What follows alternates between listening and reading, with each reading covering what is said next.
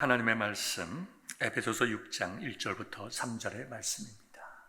에베소서 6장 1절부터 3절의 말씀. 자녀들아, 주 안에서 너희 부모에게 순종하라. 이것이 옳으니라. 내 아버지와 어머니를 공경하라. 이것이 약속이 있는 첫 계명이니 이로써 내가 잘 되고 땅에서 장수하리라. 하나님의 말씀입니다. 아멘. 오늘 이 본문의 말씀을 가지고 약속 있는 첫 계명이라는 제목으로 황명진 목사님 말씀 선포해 주시겠습니다. 네, 오늘은 어버이 주일입니다. 코로나로 인해서 좀 분위기가 나지 않지만 또 어머니 날, 마더스데이이기도 합니다. 당연히 오늘 말씀의 주제도 우리 본문 말씀처럼 부모님 공경에 관한 말씀입니다. 한국적이고 유교적인 그런 정서로 말하면 효라고 말할 수 있겠습니다.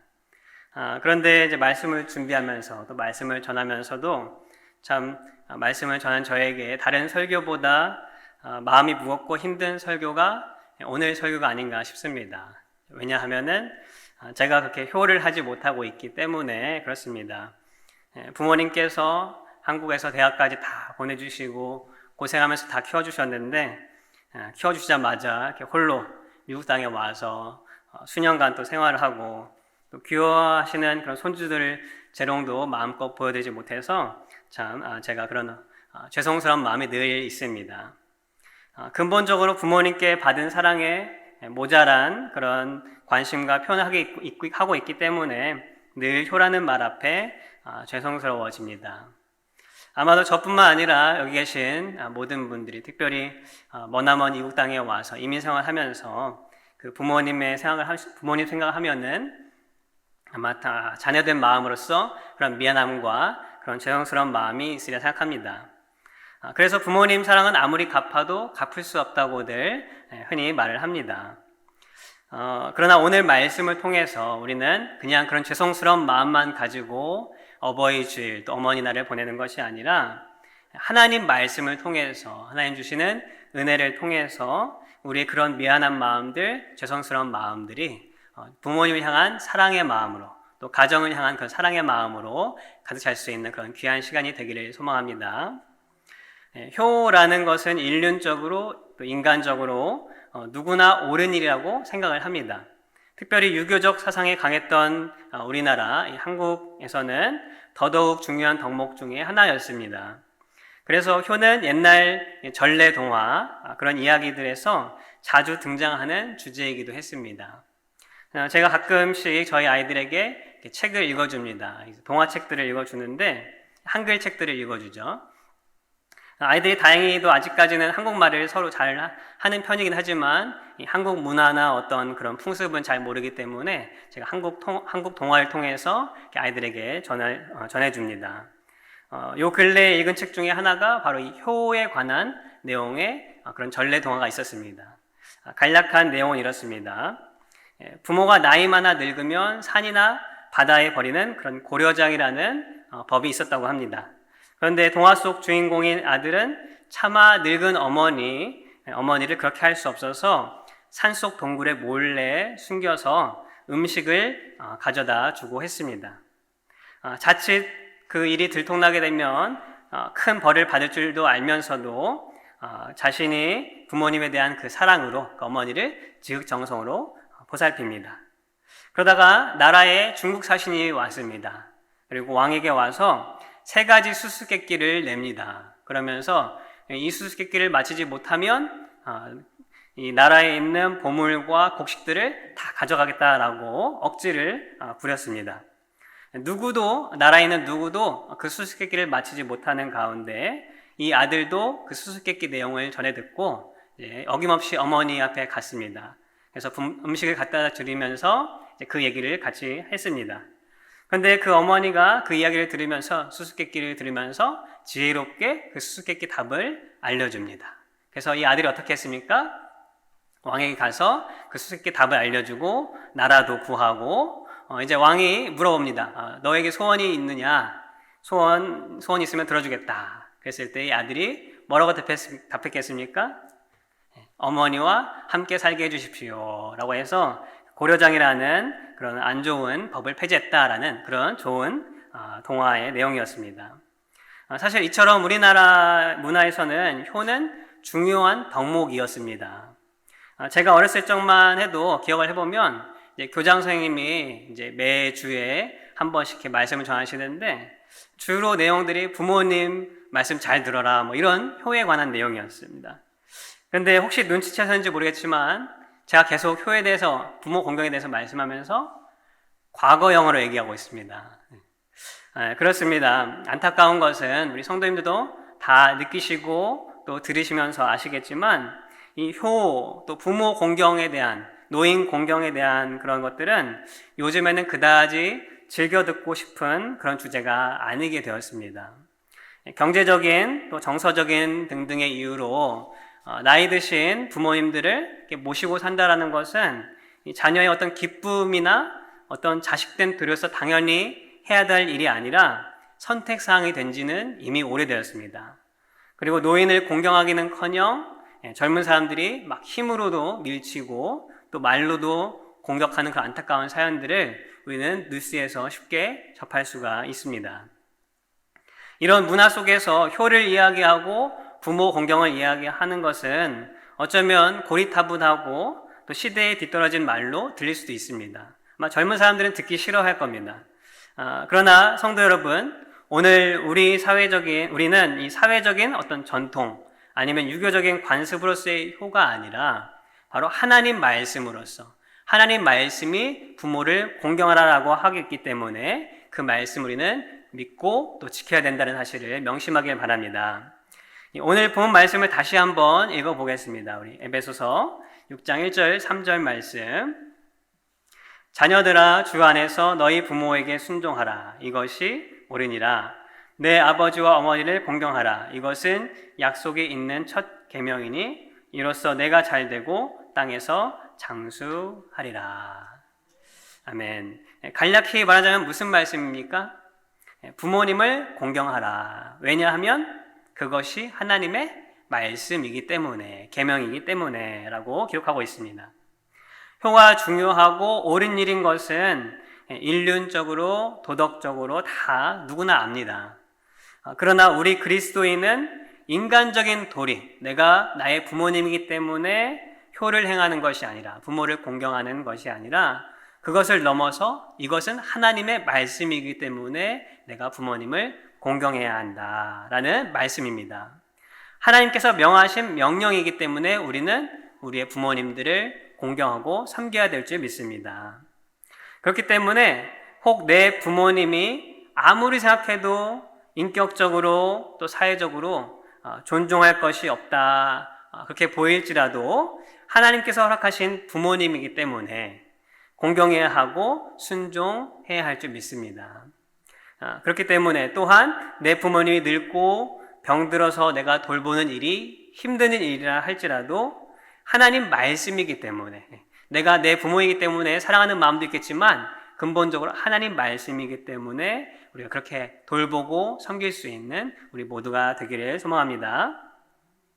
상대적으로 부모님께 받은 사랑도 많고 또 부모와 어렸을 때부터 관계도 좋고 하는 사람들은 굳이 부모 공경, 또 효에 대해 이야기하지 않더라도 아마 잘 하실 것입니다. 부모님 이야기를 하더라도 아마 부담이 적을 것입니다. 그런데 부모님과 어렸을 때부터 관계도 좋지 않고 또 다른 사람과 비교했을 때 자신이 부모로부터 받은 것이 적다라고 생각하는 사람은 어쩌면 효를 얘기하면 그것보다 화를 낼 수 있는 사람도 있을 것입니다. 그러나 그리스도인이라면 하나님을 아버지로 믿는 사람이라면 어떠한 형편에서도 하나님이 말씀하신 부모 공경을 해야 할 줄 믿습니다. 그렇게 하면 어떻게 하십니까?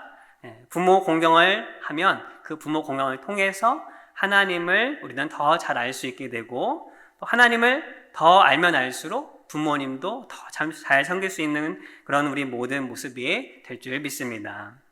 그렇다면 에베소서에서 오늘 말씀에서 이 사도 바울은 어떻게 부모 공경에 대해 말하고 있는지, 특별히 약속 있는 계명이란 뜻은 무엇인지 우리가 함께 나누기를 원합니다. 그리고 부모님 공경을 그 말씀대로 우리가 실천하고 또 기뻐하시는, 하나님 기뻐하시는 삶을 살 수 있는 우리 모두가 되기를 소망합니다.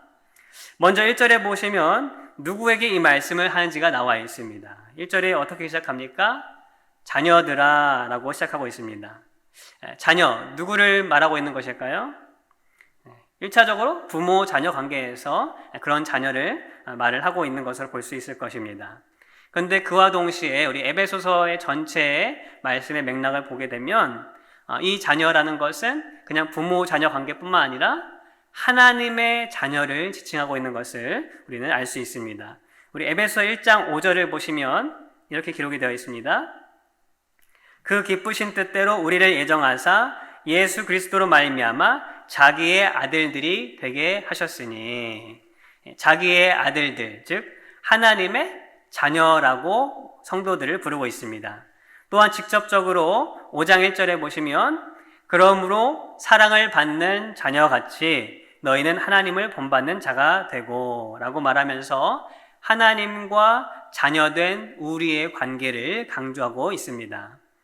그런 맥락에서 볼 때 오늘 본문도 부모 공경에 대한 그 말씀도 우리가 어떤 인간적인 도리, 부모 자녀 그런 인간적인 관계를 뛰어넘어서 하나님의 자녀이기 때문에 우리는 다 누굽니까? 하나님의 자녀죠. 하나님의 아들, 딸들입니다. 그렇기 때문에 우리는 하나님 말씀하신 말씀대로 부모를 공경해야 된다라고 이렇게 생각할 수가 있겠습니다. 그 다음에 부모 공경의 내용이 무엇인지 나오게 됩니다.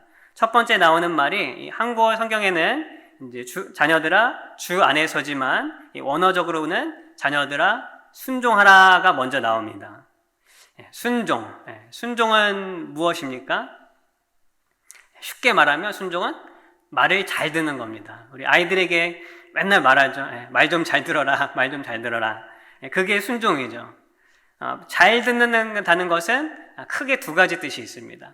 첫 번째는 말 그대로 정말로 말씀하시는 것을 귀로 잘 듣는 것.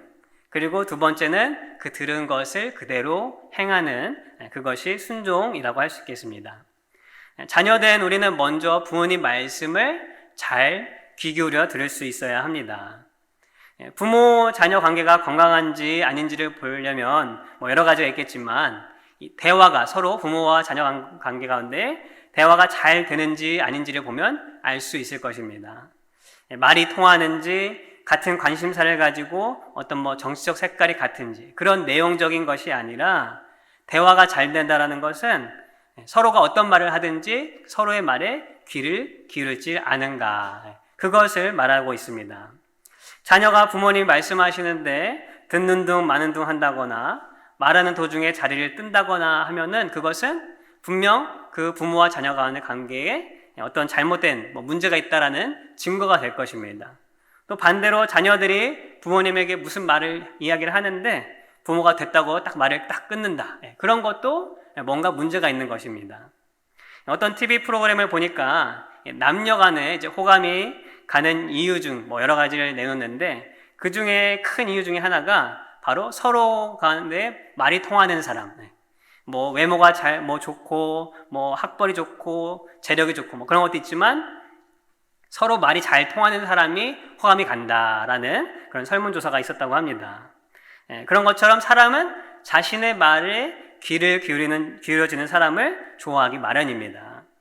그런데 다른 사람도 아닌 부모님의 말에 귀 기울여 들어주는 것은 사실 너무도 당연한 일이죠. 그렇죠? 자신을 낳아준 또 길러주신 부모님의 말을 귀 기울이는 것은 너무나 당연한 일이지만 사실 우리 삶을 돌아보면 그렇지 않을 때가 아마 많을 거라고 생각합니다. 왜 그럴까요? 나이 드신 부모님들은 무슨 이야기를 그 자녀들에게 주로 말씀하십니까? 한번 생각해 보세요. 나의 부모님은 나에게 무슨 말씀을 자주 하셨는가? 나쁜 이야기, 독이 되는 그런 이야기를 말씀하십니까? 그렇지 않겠죠. 인생 살면서 깨달은 것들, 자녀들에게 도움이 되는 이야기, 또 아까 드린 그 동화의 어머니처럼 어떤 지혜로운 말씀들, 그런 말씀들을 자녀들에게 하실 것입니다. 그런데 문제는 무엇인가? 그게 좋은 말씀이고 옳은 말씀이지만 똑같은 이야기를 반복하면 자꾸 했던 이야기 또 하고 하면 자녀들은 듣기 힘들어지죠. 옳은 말씀, 지당하신 말씀이지만 지난번 통화 때 하신 말씀 오늘 또 하고 작년에 하신 말씀 오늘 또 하고 그러면 자녀들은 아마 그 말씀을 가볍게 여길 수도 있습니다. 요새는 이 광고를 참 잘 만들어요. 이렇게 보면은 생각할 거리들을 던져주는 그런 광고들이 많습니다. 언젠가 보니까 그런 외국 광고가 있었습니다. 이제 아버지와 아들이 이렇게 벤치에 둘이 앉아 있습니다. 이제 아버지는 좀 나이가 들으셨고 이제 좀 몸도 연약해 보이십니다. 근데 아들은 그 옆에서 이제 뭐 핸드폰 보고 뭐 일을 하는지 뭐 하는지 막 바쁩니다. 근데 아버지가 이제 아들에게 지나가는 참새를 보고 아들아 저게 뭐니? 라고 물어봅니다. 아들이 참새요 라고 말을 하죠. 근데 조금 있다가 또 아버지가 물어봅니다. 저게 뭐니? 참새요 라고 퉁명스럽게 대답합니다. 근데 아버지가 2번, 3번 자꾸 물어보시니까 이제 아들이 어떻게 합니까? 막 아버지가 화를 냅니다. 그만 좀 물어보시라고 귀가 먹었냐고 막 화를 내는 겁니다. 근데 아버지가 잠깐 어디 가셨다가 조그마한 책을 들고 옵니다. 그리고 이게 딱 페이지를 펴서 아들에게 건네줍니다. 보니까 이 아버지가 옛날에 썼던 일기장입니다. 거기에는 이런 이야기가 적혀 있었습니다. 오늘 내 아들이 공원에서 놀다가 나에게 물어봤다. 아빠, 저게 뭐예요? 응, 참새야. 아들은 21번이나 물어봤지만 나는 화내지 않고 아들의 그 모습이 귀여워서 21번 다 대답해줬다. 그리고 안아줬다. 이 일기를 읽은 아들은 눈물을 흘리면서 아버지를 꼭 안아주는 그런 광고 내용이 있었습니다. 또 어떤 한국 광고에는 작년에 봤던 광고인데 이제 코로나니까 뭐 명절 때 부모님에게 가지 못하고 그러니까 이제 광고에서 그런 마음들을 이제 통해서 전하는 그런 것들이 나와 있는데 어떤 것이었냐면은 이제 아버지가 할 리스트를 쭉 말해주고 또 아들이 부모에게 할 리스트를 쭉 얘기해 줍니다. 이런 것들이 있습니다. 아버지는 아들에게 자주 전화하지 말기, 그리고 똑같은 말 하지 않기, 뭐 이런 내용들이 쭉 나오고, 또 아들은 아버지에게 자주 전화하기, 반대로 되는 거죠. 또 자꾸 물어보시는 것에 계속 대답해 주기. 물론 오늘 어머니 나이지만 어머니 아버지 다 똑같은 거죠. 부모님의 사랑은 아무리 자녀들이 깨닫고 갖는다 해도 그 사랑에 비교할 수 없고 갚을 수도 없습니다. 그러나 우리가 하나님 말씀대로 부모님을 공경할 수 있는 작고도 큰 방법 중에 하나는 그 부모님 말씀을 잘 들어드리는 것. 말 그대로 귀로 잘 들어드리는 것. 인생이 바쁘고 해야 할 일도 많고 또 스트레스를 받을 때는 좋은 그 부모님의 말씀도 사실은 귀에 들리지 않을 때가 있고 때때로는 귀찮기도 합니다. 그러나 바로 그때 우리는 어쩌면 잠시 내 삶의 모든 것을 잊고 내려놓고 부모님 말씀에 귀를 기울일 수 있는 그런 하나님의 자녀가 되는 그런 좋은 순간일 수가 있습니다. 저도 이렇게 말씀을 하지만 부모님 말씀이 참 귀에 잘 들어오지 않을 때가 수도 없이 많았습니다. 보시기에는 말 잘 들을 것 같지만 집에서는 또 부모님 말씀이 귀에 들어오지 않을 때도 있었습니다. 그런데 성인이 되고 또 결혼하고 또 자녀들을 키우다 보니까 참 부모님께 무엇으로 효도할 수 있는가, 특별히 멀리 떨어져서 할 수 있는 거는 그냥 부모님 말씀하시면 잘 들어드리는 것, 네 하고 대답하는 것, 그것이 아닌가 하고 생각을 했습니다. 특별히 이제 저희 아버지는 이렇게 말씀이 별로 없으시기 때문에 뭐 전화를 하더라도 뭐 잘 지내냐, 별일 없지 그러면 그게 끝입니다. 대화의 끝이에요. 근데 이제 어머니는 뭐 자주 전화하시고 또 같은 얘기 이제 많이 하시는데 어머니가 특별히 부드러운 말투도 아니시고 또 표현도 이렇게 부드럽게 하지 못하시지만 늘 이렇게 같은 얘기를 막 많이 하시니까 제가 들으면서 참 어머니 그만하시라고 이제 마음속으로 그럴 때가 많이 있었습니다. 근데 한 번은 이제 가만히 이제 통화를 끊고 가만히 생각해 보니까 어머니가 하신 말씀들이 무엇이었는가? 다 저를 위한 말씀이죠. 제 걱정하는 말씀들이죠. 뭐 건강검진을 받았는데 뭐 조금 뭐가 잘못 나왔다고 얘기하니까 그것이 걱정에 대해서 뭐 이거 먹어라 저거 먹어라 이제 그런 말씀들, 걱정하시는 말씀들이 대부분이었다라고 생각이 되었습니다. 그래서 참 오히려 내 자신은 내 스스로를 내 건강이나 뭐 여러 가지를 대수롭지 않게 생각하지만 부모님은 나의 그 조그만 것까지도 걱정하시는 그런 마음들에 대해서 더욱 미안하고 또 조금 더 말씀을 잘 들어드려야겠다라는 생각을 하게 되었습니다. 물론 쉽지도 않습니다. 성도 여러분, 하나님께서 이 사도 바울을 통해서 부모 공경의 첫 번째 주시는 그 열쇠는 바로 잘 듣는 것입니다. 설령 그것이 어떤 분들에게는 저처럼 아니면 저보다 더 훨씬 힘든 일이라 할지라도 귀를 기울여 들을 줄 아는 그런 하나님의 자녀가 다 되실 수 있기를 주님의 이름으로 소망합니다. 순종에 포함된 두 번째 잘 듣는 것은 귀로만 듣는 것이 아니고 결국 행동하는 것입니다. 우리가 잘 아는 신명기 6장 말씀은 유대인들이 어렸을 때부터 읽고 외우는 쉐마라는 말씀입니다. 그 뜻이 무엇이냐면은 들으라라는 말씀입니다. 바로 오늘 에베소서 6장에 나오는 이 순종과 같은 맥락의 단어입니다. 이 히브리어 쉐마라는 단어는 귀로 듣는 것과 동시에 행동을 요구하는 그런 단어입니다. 결국 잘 듣는 것은 귀로 듣는 것과 행동이 함께 가야 한다는 뜻입니다. 예수님께서도 마태복음 21장에서 두 아들의 비유를 말씀하시죠. 한 아들은 아버지 말에 네 하고 그 일을 하지 않고 행동을 옮기지 않았지만, 다른 아들은 그 앞에서는 아니요 라고 했지만 나중에 뉘우치고 아버지 말씀을 행동으로 옮겼습니다. 물론 말씀에 귀 기울이고 네 하고 대답하고 또 행동도 하는 것이 가장 바람직한 순종의 것입니다. 그러나 결과적으로 봤을 때는 행동하는 순종이 아버지의 말씀을 진짜 들은 자가 되는 것입니다. 성도 여러분, 우리가 한번 내 스스로 한번 마음속으로 말해봤으면 좋겠습니다. 부모님 말씀 잘 듣자. 말로 하시면 좋겠지만 마음속으로.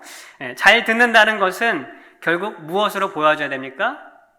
행동으로 보여주어야 합니다. 그리고 그 행동은 사실 부모님보다 나 스스로에게 유익이 되는 것이 대부분일 것입니다. 순종이 제사보다 낫다고 하신 하나님의 말씀은 분명 하나님께 대한 말씀이지만 부모와 자녀 관계 속에서도 동일하다고 볼 수 있습니다. 유교적인 관습으로 옛날에는 부모님이 돌아가시면 어떻게 했습니까? 3년 동안 상복을 입고 심한 사람들은 무덤에 집을 짓고 사는 사람도 있었습니다. 부모가 갓난아기였던 자신을 적어도 3년 동안 먹이고 업히고 눈도 떼지 못하고 키우신 그 사랑에 보답하기 위해서 그 자신도 그 할 도리를 한다라는 그런 표현이었던 것입니다. 또한 돌아가신 후에도 어떻게 합니까? 우리 그리스도인들은 조금 다르지만 그렇지 않은 사람들은 매번 부모님의 길이 찾아오면 제사상을 거하게 차리죠. 그리고 그것으로 효를 했다라고 표현합니다. 그런데 우리가 한번 상식적으로 생각해 보면 부모님 돌아가시면 3년상을 하든지 아니면 제사상을 차리든지 그것이 정말로 부모님께 도움이 되는 일일까요? 효라는 것은 언제 해야 효입니까? 부모님이 살아 계실 때 해야 효죠. 그 나중에 하는 것은 어쩌면 자기 자신을 위한 거죠. 자기가 그래도 남들 보기에 부끄럽지 않게 이렇게 했다라는 어떤 보여주는 그런 체면적인 것이 아니겠습니까?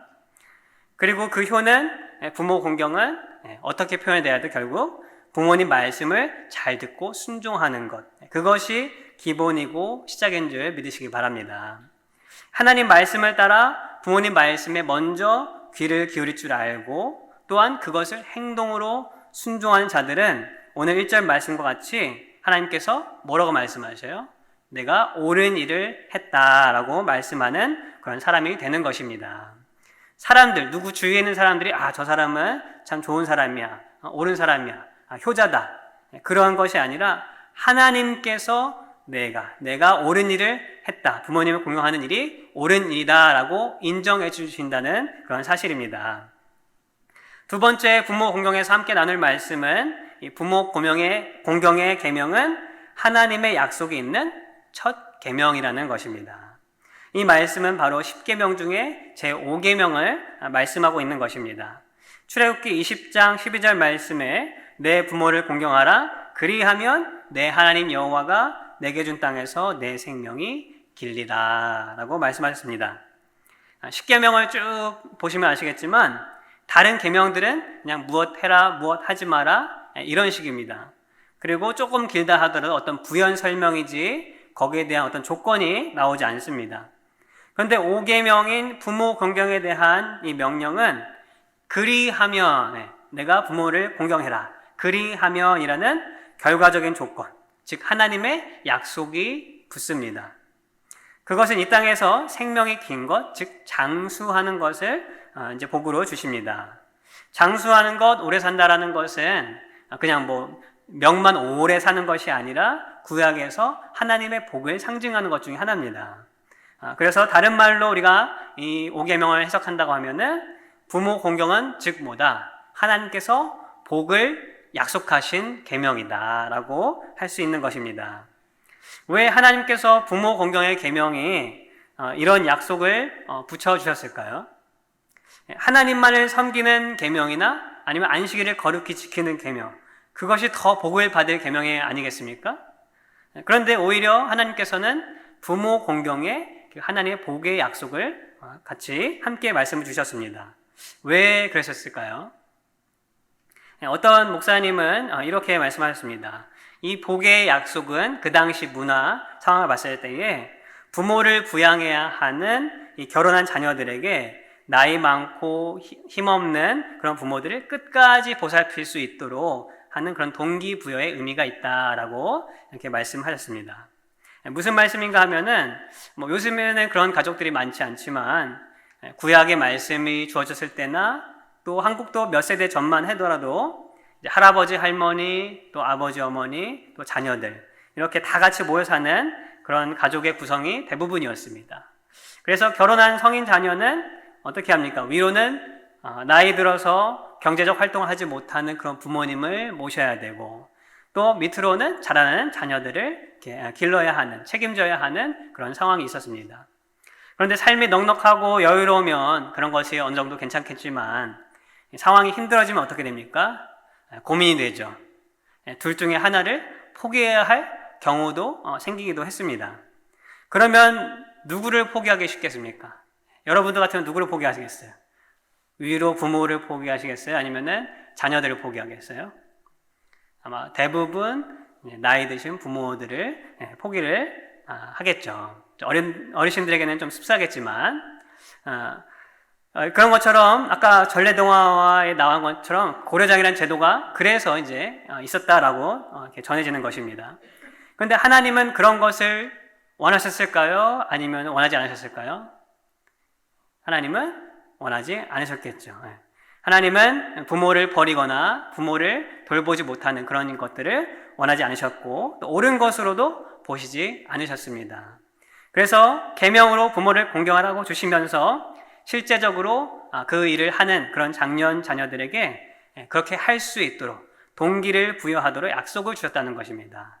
근데 왜 이게 그 약속으로 될 수 있었느냐 하면은 생각을 한번 해보시면 이 장년 자녀들이 자신의 나이든 부모를 정성으로 보살피고 끝까지 잘 돌보게 되면 그것을 누가 보게 됩니까? 자녀들이 다 보게 되는 거죠. 부모님을, 할아버지, 할머니를 저렇게 모시고 섬기는 것이 좋은 일이구나. 또 하나님 말씀에 그렇게 말씀하셨고 그것을 말씀에 따라 하는 부모를 보면 그 자녀들은 하나님 말씀을 이렇게 행하는 것이구나 라고 배운다는 것입니다. 그래서 자기 자신도 나이가 들어 늙게 되면 그것을 보고 배운 자녀들이 어떻게 해요? 똑같이 그 부모들을 섬기는 그런 노후 대책의 방법으로서 하나님이 주셨다라고 그렇게 우리가 생각을 할 수 있다는 것입니다. 지금은 상황이 많이 달라져서 여유가 되시는 은퇴하신 그런 이제 부모님들은 어떻게 합니까? 자기가 모아둔 돈을 내고 아니면 조금 누구한테 빌려서 실버타운이나 양로병원이나 이런 데서 기관에서 노후를 보내십니다. 그래서 장년 자녀들이 직접적으로 이 부모를 돌보고 하는 일이 크게 없기도 하는 그런 상황들이 현재 추세입니다. 그렇지만 정신은 똑같습니다. 부모가 할아버지 할머니에게 자상하게 하고 때가 되면 선물도 보내고 또 전화도 자주 하고 그런 좋은 관계에 돌보는 모습들을 보이게 되면 그 모습을 누가 봅니까? 자녀들이 옆에서 다 보는 거죠. 그리고 그 자녀들도 그 부모에게 똑같이 할 수 있는 좋은 교육이 된다는 것입니다. 그러므로 무엇입니까? 하나님께서 우리에게 준 부모 공경의 말씀은 부모를 위한 것이 아니라 사실은 바로 나의 나를 위해서 나의 노후 대책을 위한 그런 말씀으로 복으로 주셨다라는 것입니다. 하나님께서 근데 그렇게만 생각하게 되면은 이것이 그냥 나를 위한 어떤 이기적인 목적이 될 수가 있습니다. 그래서 진정한 이 부모 공경의 목적은 무엇인가? 다른 하나의 이유는 하나님께서 이 부모 공경을 통해서 무엇을 알기 원하시는가? 바로 하나님을 어떻게 섬길 수 있는지, 하나님을 섬기는 방법이 무엇인지 이 부모 공경을 통해 알 수 있도록, 연습할 수 있도록 이 훈련의 장을 마련해 주신 것이다 라고 할 수 있습니다. 가정은 우리가 좀 생각해 보면 다 이제 본인들의 가정을 생각해 보시면 아시겠지만 좋은 일도 많지만 가정을 통해서 때때로는 고통스러운 일도 있습니다. 자녀들을 키우고 또 부모를 양육하고 또 보살피고 하는 것들은 때때로는 고난이 될 수도 있습니다. 그렇지만 하나님의 계획 속에서 세우신 이 가정은 근본적으로 복된 장소입니다. 왜냐하면은 가정을 만드신 분이 누구십니까? 하나님께서 만드셨죠. 처음 가정 만드셨을 때. 그래서 창세기를 보시면 아담을 지으시고 아담이 혼자 있는 것을 좋지 않게 여기시고 하와를 만드셨습니다. 그리고 가정을 이루게 하셨습니다. 하나님이 가정을 만드시고 또 그곳에서 기뻐하고 하나님을 알아가기를 원하시는 것입니다. 우리가 하나님을 누구라고 부르죠? 기도하실 때? 하나님 어머니라고 하시는 분 없죠? 하나님을 우리가 아버지라고 말합니다. 하나님을 아버지라고 부르는 것은 하나님과 우리의 관계를 의미하는 거죠. 하나님이 물론 우리의 우리의 신이시고 창조주시고 여러 가지로 표현할 수 있지만 성경에서 하나님과 우리의 관계를 표현할 때 아버지와 자녀, 아주 친밀한 관계로 표현을 하십니다. 물론 하늘 아버지와 우리 육신의 어떤 부모와의 관계는 비교할 수가 없죠.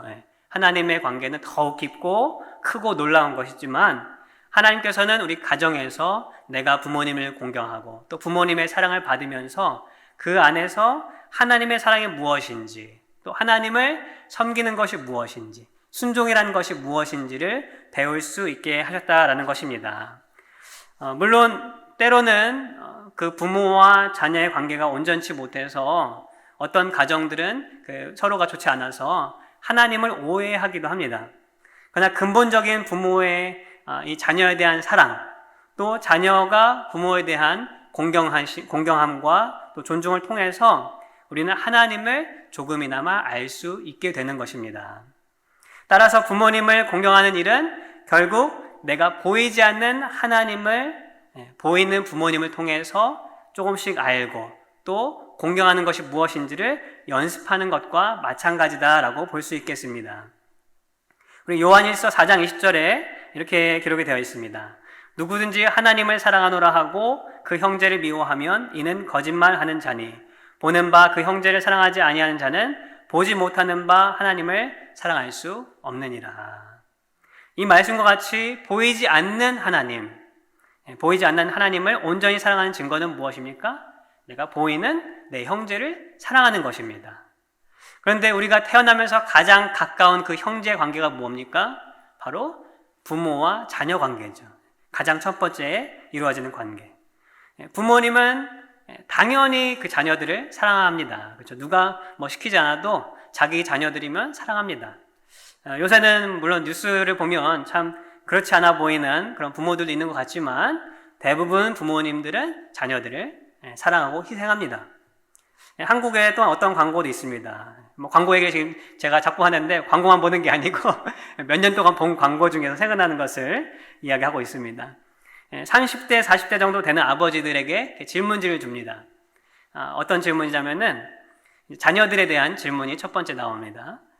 최근에 내 자녀에게 사랑한다고 말한 적이 언제입니까? 내 자녀가 좋아하는 음식은 무엇입니까? 내 자녀를 안아준 적이 언제였습니까? 이런 등등의 질문이 나옵니다. 당연히 아버지들은 오래 생각하지 않고 미소를 지으면서 적어갑니다. 그리고 다음 장에는 똑같은 질문인데 이제 자녀가 아니라 이제 아버지 또는 어머니를 집어넣습니다.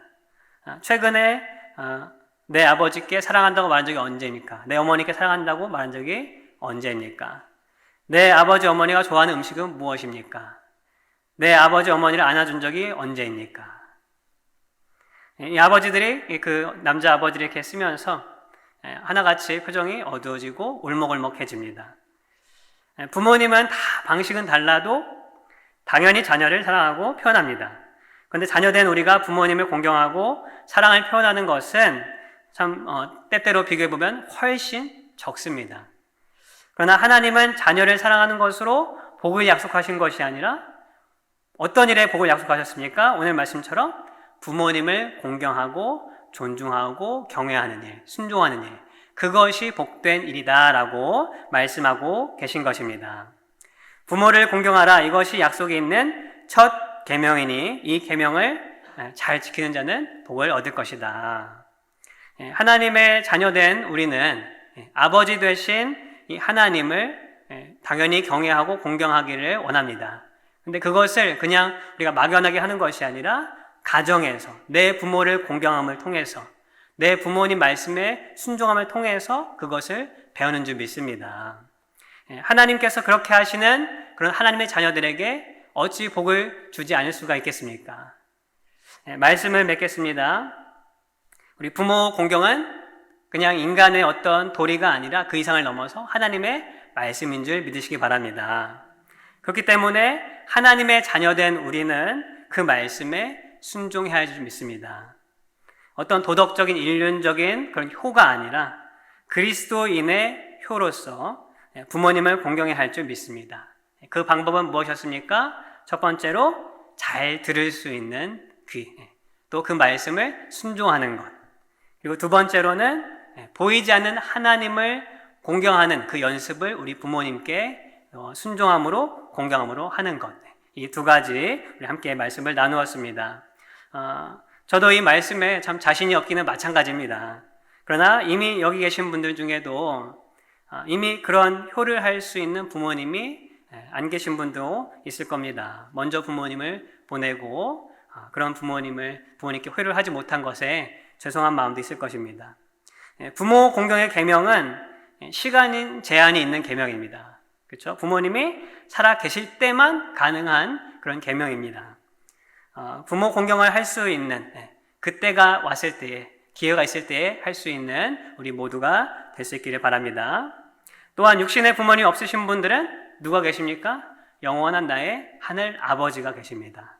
그 하나님 아버지만을 공경하고 경외하고 또한 교회에서 부모님 같은 목회자와 또 교회 어르신들을 공경하며 사랑할 수 있는 우리 모두가 될 수 있기를 주님의 이름으로 소망합니다. 기도하겠습니다.